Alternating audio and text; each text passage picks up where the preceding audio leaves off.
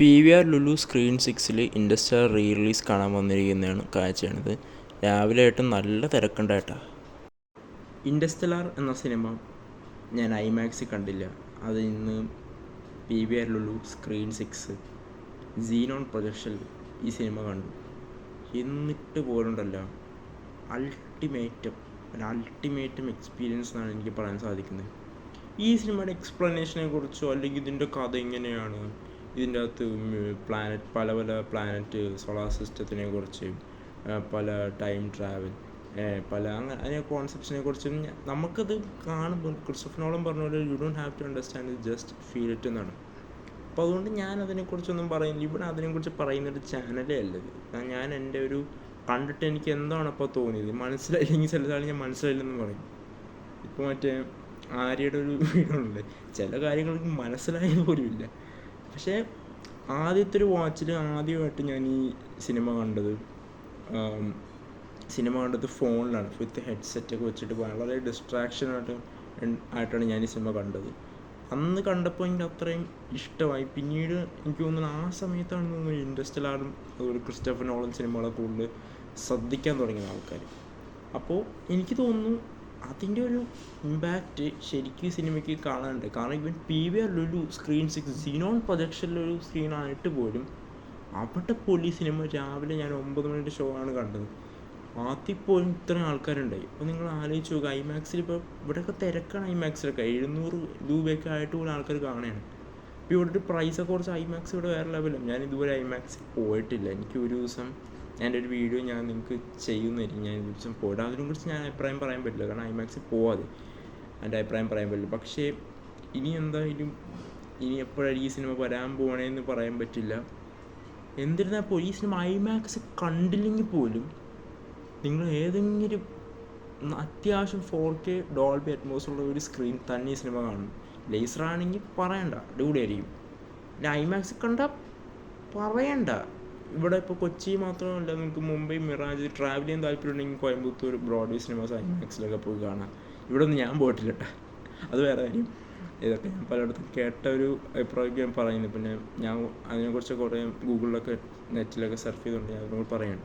എൻ്റെ എക്സ്പീരിയൻസ് പറയുകയാണെങ്കിൽ ഞാൻ ആദ്യം കണ്ടത് ഫോണിലും ഇപ്പോൾ കണ്ടത് ഇന്ന് പിന്നെ നല്ല വ്യത്യാസം ഉണ്ടാകും. ഫോണും തിയേറ്ററും കാണും, ഒബ്വിയസ്ലി വ്യത്യാസമുണ്ട്. പക്ഷേ ഈ സിനിമ ഏതെങ്കിലും തിയേറ്ററിൻ്റെ ഒരു ആവറേജ് ഔട്ട്ഡേറ്റഡ് ഒരു തിയേറ്ററിൻ്റെ പ്രൊജക്ഷൻ ക്വാളിറ്റി ടെസ്റ്റ് ചെയ്യണമെങ്കിൽ ഇതാണ് ഒരു ബെഞ്ച് മാർക്ക് സിനിമ. കാരണം ഈ സിനിമ അത്രയും ഒരു ഹൈ റെസൊല്യൂഷനിലും അത്രയും ഒരു ബെസ്റ്റ് ക്വാളിറ്റി ഐമാക്സ് ക്യാമറ ഒരു 18K റെസൊല്യൂഷനിൽ എടുത്തിരിക്കുന്നത്. ഈവൺ ടു ഡിജിറ്റലി കൺവേർട്ടഡ് ആണെങ്കിൽ നമുക്ക് ഒരു സീനോൺ പ്രൊജക്ഷനിലാണ് ഞാൻ കണ്ടത്. എന്നിട്ട് പോലും ക്ലോസപ്പ് ഷോട്ടിലും അതുപോലെ ഈ ബ്ലാക്ക് ആയിട്ടുള്ള മറ്റേ വേം ഹോളൊക്കെ കാണിക്കുന്ന ഷോട്ടിലൊക്കെ എന്താ ഒരു കളേഴ്സ്, നമുക്ക് ആ ഒരു ശരിക്കും ഒരു റിച്ച് കോൺട്രാസ്റ്റിക് ബ്രൈറ്റ് കളേഴ്സ്. ഞാൻ ലേസർ പ്രൊജക്ഷനിൽ കണ്ടിരുന്നതിൽ കുറച്ചും കൂടി ബെറ്റർ ഒരു എക്സ്പീരിയൻസ് ഐമാക്സ് കണ്ടെങ്കിൽ വേറെ ലെവലാണ്. ഞാൻ വേറൊരു സിനിമ സൂപ്പർമാൻ എന്തായാലും ഐമാക്സ് കാണുന്നുണ്ട്.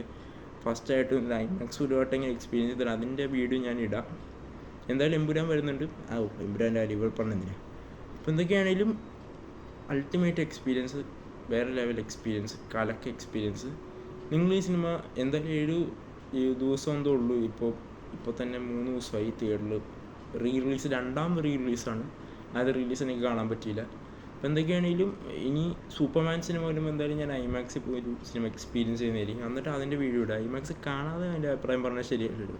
എല്ലായിടത്തും കേട്ടിട്ട് വന്നിട്ട് ഇതാണ് ഐമാക്സ്, ഭയങ്കര ഫ്ലാറ്റ് റേഷ്യോ സ്ക്രീനാണ്, ഭയങ്കര ടോളർ ആസ്പെക്ട് റേഷ്യോ, ഇതൊക്കെ എല്ലായിടത്തും കേട്ടിട്ട് എന്തെങ്കിലും പറഞ്ഞിട്ട് കാര്യം, നമ്മൾ പോയി എക്സ്പീരിയൻസ് ഉണ്ട്. അപ്പോൾ ഇവിടെ എപ്പോഴും അങ്ങനെയാണ്, ഇവിടെ ജെനുവിനാണ്, ഇവിടെ അങ്ങനെ അവരെ കള്ളത്തരമൊന്നുമില്ല. ഇവിടെ കണ്ടെങ്കിൽ കണ്ടെന്ന് കണ്ടില്ലെങ്കിൽ ഞാൻ കണ്ടില്ലെന്ന് പറയും.